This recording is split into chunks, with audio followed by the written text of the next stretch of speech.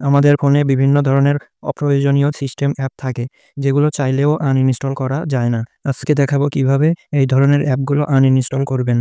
এজন্য প্রথমে আপনাদেরকে চলে যেতে হবে প্লে স্টোর। প্লে স্টোরে গিয়ে সার্চ করবেন শিজুকু। এখন আমরা শিজুকু অ্যাপটি ইনস্টল করব। আমাদেরকে আরও একটি অ্যাপ ইনস্টল করতে হবে, এজন্য সার্চ করব ক্যান্টা। এখন আমরা ক্যান্টা ডেভেলপার অ্যাপটি ইনস্টল করব। এখন আমাদের ফোনের ডেভেলপার অপশন অন করতে হবে। সেটিংয়ে গিয়ে সার্চ করব ডেভেলপার অপশন লিখে, নো সার্চ রেজাল্ট, মানে আমাদের ফোনে ডেভেলপার অপশন অন নেই, অন করতে হবে। এজন্য প্রথমে মাই ফোনে যাব, নিচের দিকে বিল্ড নাম্বার, এখানে 6-7টা ক্লিক করতে হবে। এরপর ফোনের পাসওয়ার্ড দিলেই ডেভেলপার অপশন অন হয়ে যাবে। লেখা এসেছে you R now A developer.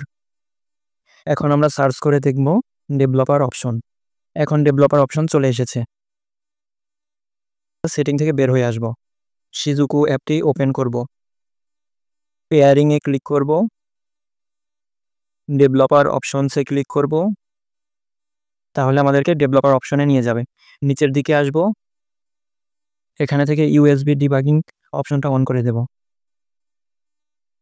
নিচের দিকে ওয়্যারলেস ডিবাগিং এই অপশনটাও অ্যালাউ করে দেব। ওয়্যারলেস ডিবাগিংয়ের উপরে ক্লিক করব, pair device with pairing code এখানে ক্লিক করব।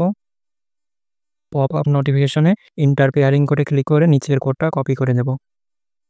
এখন ইন্টার দেব। পেয়ারিং সাকসেসফুল হলে আমরা শিজুকু অ্যাপে চলে যাব।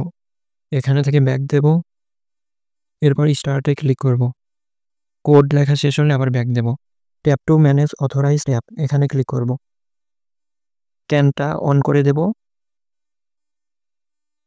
এখন এই অ্যাপ থেকে বের হয়ে আসব। ক্যানটা অ্যাপটি ওপেন করব, প্রসিডে ক্লিক করব। এখানে আপনার ফোনের সকল ধরনের অ্যাপস দেখতে পাবেন। এখানে থেকে আপনি যে যে অ্যাপসগুলো আনইনস্টল করতে চান সেগুলো সিলেক্ট করে দিতে হবে। অ্যাপগুলো সিলেক্ট করা হয়ে গেলে নিচের দিকে ডিলিট আইকনে ক্লিক করতে হবে। এখন ওকে দিয়ে দেব। আমাদের সিলেক্ট করা অ্যাপগুলো আনইনস্টল হয়ে গেছে। এভাবে আপনার ফোনে থাকা যে কোনো ধরনের সিস্টেম অ্যাপ আনইনস্টল করা যাবে।